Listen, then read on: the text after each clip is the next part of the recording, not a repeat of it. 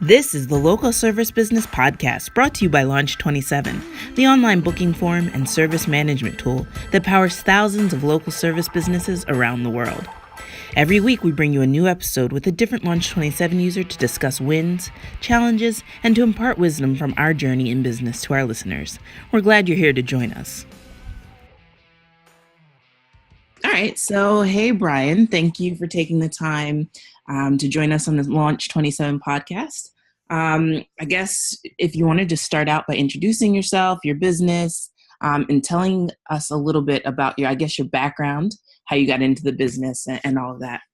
Sure, yeah, no problem. So my name's Brian Crocker. I am the owner of That's Clean Maids.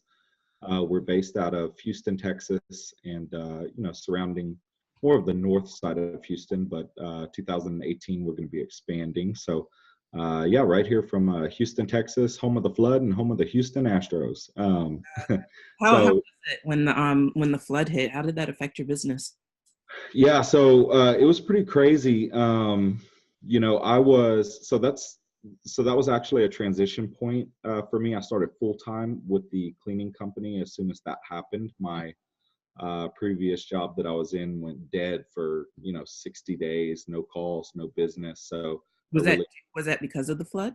Yeah. So I have been part time with the cleaning company for a long time, and I started a painting company last December. Mm-hmm. We were really rocking and rolling, got revenue up to where we wanted it. And then the flood hit. And, when things like that happen, those type of disasters, people call contractors. They don't really call individual paint companies and individual flooring companies because that would be very stressful for them. So they hire contractors. And anyway, the contractors already had their own crew, so our phones went dead.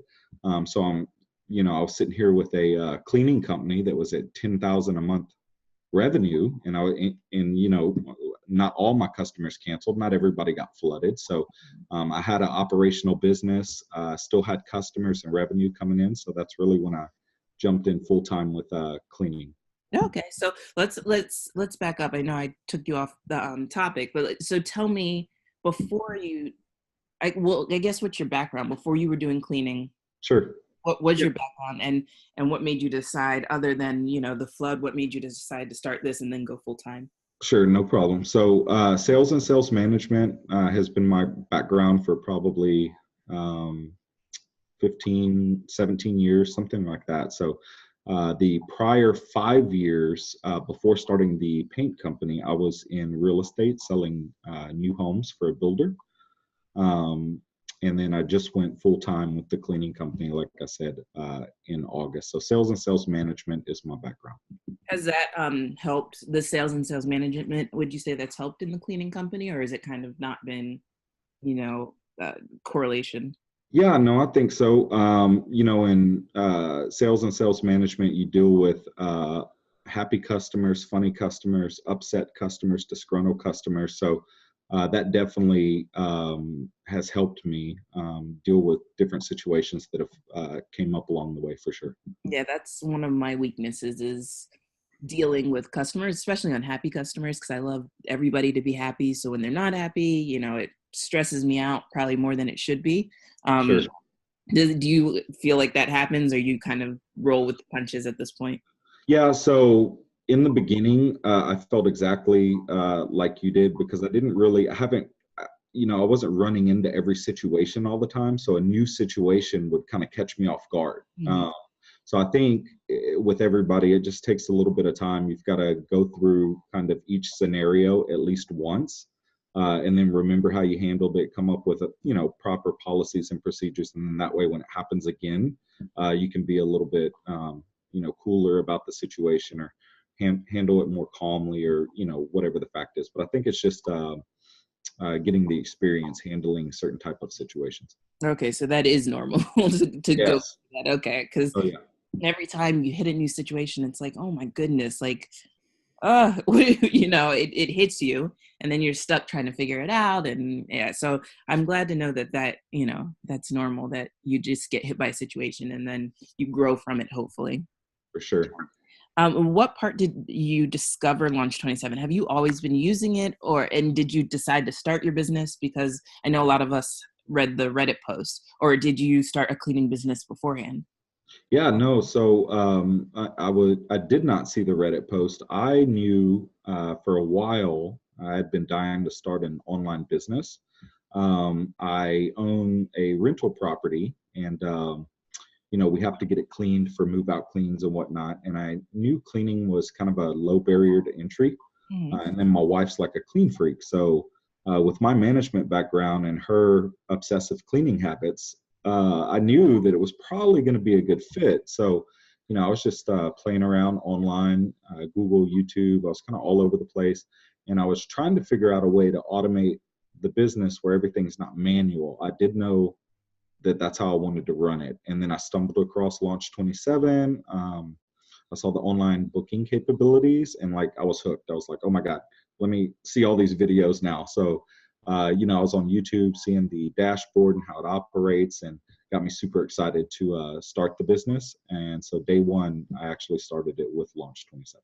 Okay, very cool. So that kind of pushed you into like, okay, this is possible. Let's do this kind of thing. Exactly. Okay, cool. And do you work with your wife, or did she help you start the business, or?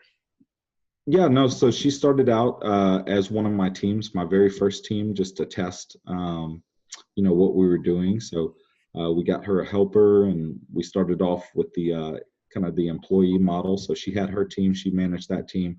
The goal was to have her manage, several teams. She could be the supervisor and whatnot, but that does take a certain type of personality, I think. So it's just wasn't a good fit. She didn't particularly want to do that, so we actually transitioned over to a contractor model Mhm. after experimenting with the employee model in the beginning. She does still work in the business. She has two helpers. She kind of oversees them, but she kind of wants to stick to that, and we manage all the other teams. Mhm. How do you prefer contractors versus employees? I know that's a big question that everybody asks. Yes, so I see it almost on a daily or weekly basis in the Yep. groups. I tried the employee model in the beginning, and you know, and a lot of companies swear by it, and I definitely see the benefits for it. But with me personally, not having the cleaning experience, and then I found that half of the applicants either didn't like cleaning, didn't have cleaning experience, or just needed a job. It made it real difficult for me to find quality help. Mhm. So we switched over to the subcontractor model, and we kind of have a process where we screen their online profiles, find the ones that have really good reviews, filter them through group hiring, and that's worked out really good for us. Mhm. So we're making sure to bring on nothing but five-star teams, and quality hasn't been an issue. So it's been Oh, working. that's very cool. So tell me a bit more about your process. Do you kind of look up their business? Like how does that? Yeah. So what we do is whenever we hire, I do not use one source. I use everything. So I post on Facebook, Care. We're scouring Thumbtack. So we're, putting a job in. If I need a cleaning crew in Katy, Texas, I submit as a homeowner, Mhm. Katy, Texas, 3 bed, 2 bath, deep clean, get back all the quotes, care.com, Indeed, Craigslist. So, and then we just filter everybody over to group hiring, Mhm. and then kind of work them through that channel. So we blast everywhere, and then kind of screen them through group hiring, ask them for their online profiles if they have some already. If they answer yes to that, they go to the front of the stack, and then we kind of look them up. They put their URLs to those profiles. We look them up, make sure the reviews are there, and then bring them in for interviews. That's cool. It's very interesting. I found, and like I said, and as you know, this is a question that's asked daily, like employees or contractors. And I have used both. I feel like it's very location specific. I think so too. Yeah, I mean, I feel like it's one of those things you have to try. For me, employees have worked out better. But I do use contractors if I have an overflow of jobs. But I found that it's really location specific. Like you can, post for contractors all day, but in your like where I'm at in Charlotte, we don't have a lot of small cleaning companies. It's really the big ones like, Maids, Maids, Maids of whatever. They have those different Maids, Mary Maids and all that, and Maids of Concord and stuff like that. And I find that people are used to, okay, I'm an employee of this company, they do this, this, and this for me. So when I was at first trying to hire contractors and they're like, okay, I don't meet you anywhere and you just send me like it was one of those things where it just didn't translate in my area. So I'm always interested to find out, if it works for people in certain areas. I think in bigger cities, the contractor thing is more understood for sure. That's exactly what I was about to say. It could be Houston, it's a huge city. So there's plenty of everything here. So I think that's probably helped out for sure. Yeah, because I live in New York, and in New York, the contractor, everybody, everybody's a freelancer, everybody's a contractor, so it's understood there. But in Charlotte, it was like, I need a job, it needs to be, I need to meet you in an office. It's very different. So it's interesting to see how other people do things. Cool. So what has been your biggest struggle, would you say, in the business so far? I think it's probably a tie between the online marketing, figuring out what channels work for your particular market, and then the hiring. I think they both kind of caused me the biggest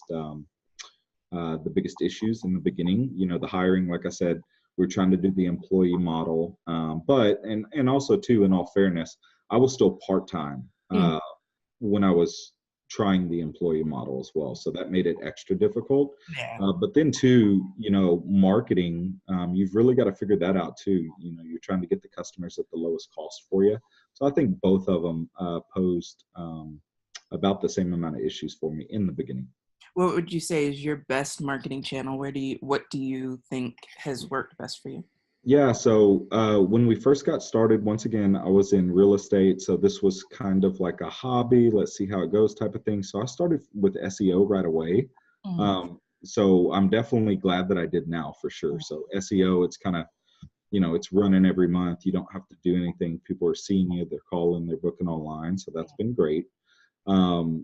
We also are real big on like guerrilla marketing. Now that I have a VA, so when I hired my VA, I was a little bit worried about adding an expense to the business. Yeah. We weren't making that much, but we got a marketing plan together for her. So we utilized Craigslist and Facebook groups and all of our social media. So that brings in thousands of dollars a month on top of the SEO. And then it allows us to experiment a little bit more with, like, we're now running AdWords, Yelp, and do some other things. Yeah, it's interesting. One thing people don't realize is that VAs are not, they're not out cleaning. So you don't see that direct kind of, okay, I spent $50, but they made me $100 type of thing. But I found that if, I have a VA that would, that works from 3 to 11 because, I go to bed at like 7:00 because I wake up so early in the morning, and she would book jobs, when people get off of work. So she'd book jobs at 10, 9 or 9, 10, 11 that I would have otherwise missed. And that's revenue, that you are getting because that VA is out there actively, getting those jobs for you. So I always tell people, VAs feel like an expense, but you're missing out on revenue if you don't have a VA and you don't have that plan to make sure your VA is actively doing stuff. So. Oh yeah, for sure. I mean, if anybody's thinking about hiring a VA or hasn't yet, just figure out your marketing tasks first. Need them to do and have them execute on it, post to Facebook, post on Craigslist, all these different places. They will pay for themselves. Plus now you've got additional office staff to do all the tasks that exactly you're good at or, you don't want to do. Exactly. And your time is often spent better doing something else, figuring out the next step for the business rather than doing like okay, I need to post here, I need to post there. So I agree with you. It definitely frees up your time, but then also make sure those things still get done. And it's valuable. So what is one thing you feel you do really well in comparison to local service businesses in your area? I would probably say managing our reputation and customer service.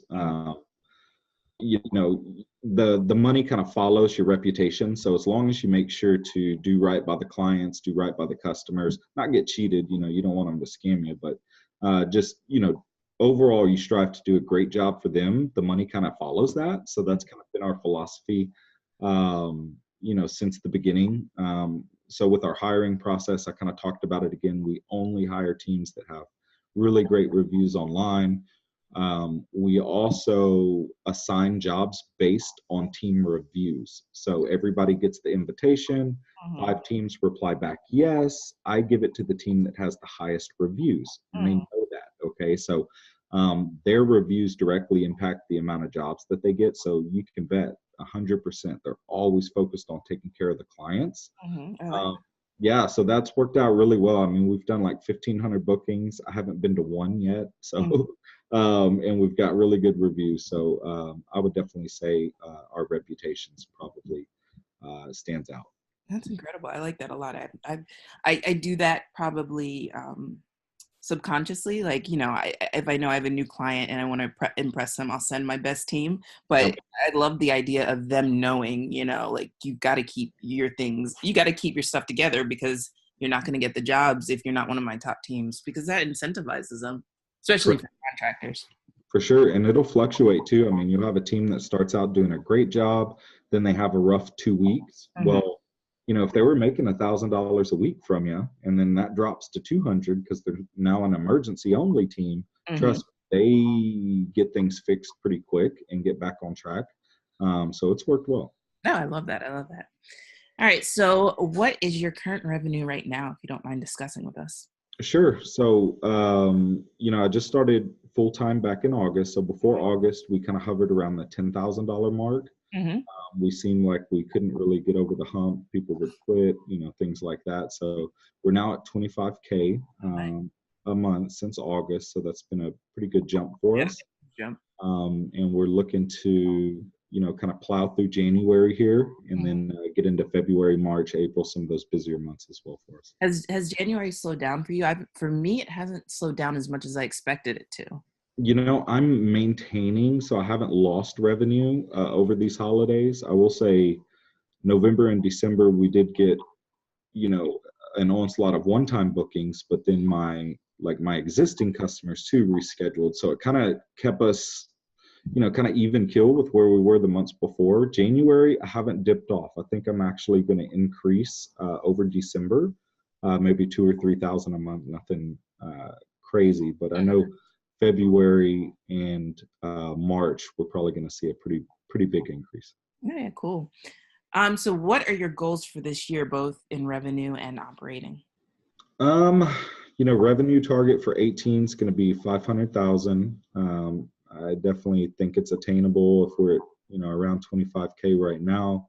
As long as we maintain that, we're at 300. So I definitely think I can add another 200,000 with growth. We want to double our coverage area. We want to add probably at least another 10 teams between house cleaners, and then we want to add a few more carpet and tile and grout cleaners as well. Wow. So with these goals in mind, where do you see yourself in 5 years? Do you want to grow the business? Is your goal to sell and start something new? Like, what is your kind of long-term plan?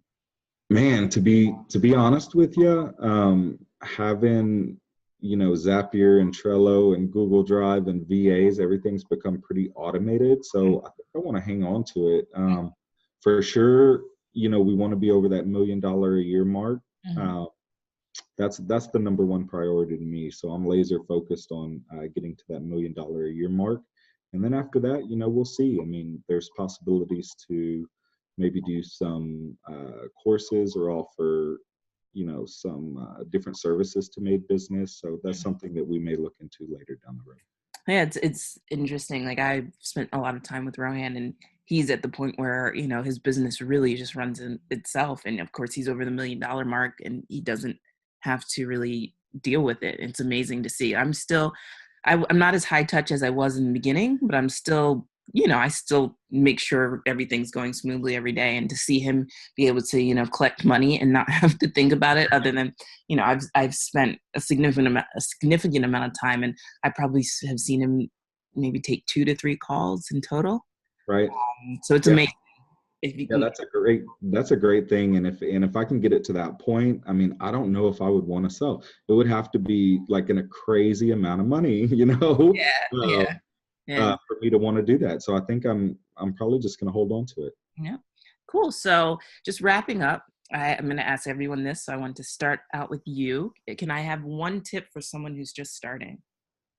Yeah, for sure. Yeah, I would say one tip would be get a VA as soon as possible, as soon as you can afford it. If you start off with, like I said, the guerrilla marketing, do Facebook groups, Facebook posts, Craigslist, all these different channels right away, they're going to pay for themselves. And then you can kind of automate your business from the beginning so you can focus on being the entrepreneur and not, doing all the tasks. Yep. Yeah, I agree with that. That is definitely one of the things I always say to people. I was kind of forced into getting a VA because I do other things, and it was a concern. I was like, okay, how am I going to be able to afford a person all the time? But they do pay for themselves, so I love that. So one tip for a company that, like you, has moved from hovering over a certain amount, and now they're trying to scale. Yeah, so if you're, trying to scale, I would say get all your systems in place. So, your email collection pop-ups, your email pop-ups, your email sequences set up. Retargeting would be something I would recommend through either Google or Facebook. Just get everything ready to go. So as soon as you want to pour the gas, on the fire, you're hitting the customers from multiple points. And with marketing, they have to see you for the most part a few times before they buy from you. So just get everything set up in place and kind of as automated as possible. Because as soon as you do that, you can really start, pouring the gas on the fire. Cool. And then one tip for someone who's about to give up, because I know we spoke about this earlier, but how many times have I know from me, I probably want to give up weekly, so what's the one tip you would give for someone who's about to give up?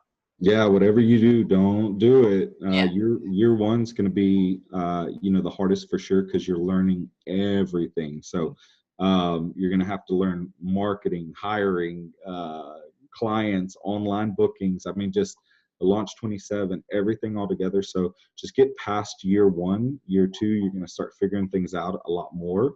And it's going to become a lot easier. I've personally at least thought about quitting at a minimum 5 times. Seriously thought about it, Mhm. not just felt like it, but Yep. man, is this for me? But Yeah. don't do it. Utilize these groups, guys. Launch 27 Domination, some of the other made groups out there. Just really get involved with the groups because there's like, on a weekly or daily basis, there's, $1 million knowledge bombs dropped. Mhm. So all you have to do is stay in the groups. People are going to explain it to you exactly what to do and just follow the advice. And you know what, the thing that's helped me and reason why I'm so excited for this podcast is, speaking to people like you. I get the benefit of talking to Launch 27 users and other people every day. So I'm hoping that this, kind of inspires people to see, because it's amazing to see those $1 million companies, but it's also amazing to hear from people who, were at 10,000 and then 4 months later are at 25,000 because they focused and didn't give up and things like that. So I think that the podcast and just speaking to people like you, and again, I appreciate you taking the time to speak with us, really is going to help those who are like, okay, I don't think I can do this. I know personally, I've definitely had times where I was like, okay, it's time to sell this business. Um, and, I just passed year one, and year two, like you said, is definitely a lot smoother. So, Oh yeah, for sure. And just stay in the groups because everything that I'm doing right so far, I've gotten from the groups, yep. So just stay in the groups. Everybody's going to tell you exactly how to do it. So that would be my advice to everyone. Perfect. Well, thank you, Brian, for sharing with us. Do you have anything, do you want to share any last things with us? Your website is that's cleanmaids.com, I believe.